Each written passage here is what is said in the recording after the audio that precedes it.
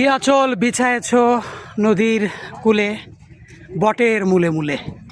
তো দেখেন এই যে আতাই নদীর কূল এবং ওই যে সামনে বটের মূল, এবং আমাদের হাইকিং ইতিমধ্যে পৌঁছে গেছে মুমিনপুর।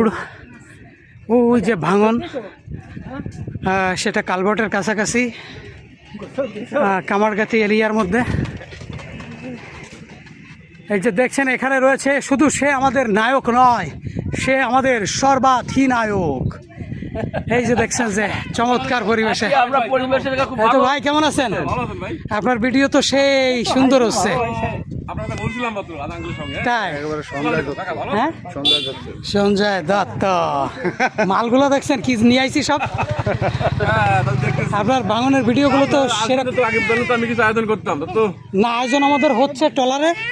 ওই ট্রলার খাবার নিয়ে চলে যাবে আমরা যে পর্যন্ত পৌঁছাবো।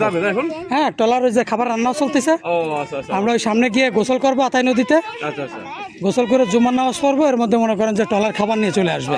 শুক্রবার দিন তো মানে গোসল করার উদ্দেশ্যে আসছিলাম, দেখলাম চলে আসছে। আপনার বাড়ি যে কোথায়? আমার বাড়ি এখানেই। এইখানে? হ্যাঁ, তারপর ভিডিওর কথা ভিডিও করতেছিলেন, আপনার কথা মনে পড়লো। এই যে সেই কি আঁচল বিছায়েছ নদীর কূলে বটের মূলে মূলে, সে চমৎকার মুমিনপুর বট গাছের গোড়া। দেখছেন এটা পাকুড়, পাকুড় কি বিশাল বাতাস ভাই, এতক্ষণ বাতাস ছিল না, হেভি। হ্যাঁ, এটা না, ওটা আর একটা আছে অশ্বত্থ, তারপর বট, এটা পাকুড়। এবং ভাই পানি, হ্যাঁ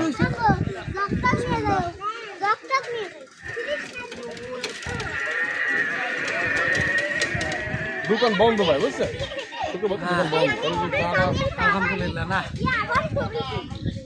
আলহামদুলিল্লাহ ভাই, আজকে আপনাদের উদ্যোগটা আসলে ভালো লাগছে। শীতল জলের জোয়ার। হ্যাঁ দেখেন, আরে বিনিস গাছের, আপনি তো বোঝেন না। আমি গাছের পাকুড়া গাছের পাতার এই ভিডিও নিচ্ছি, শীতল ছায়ার।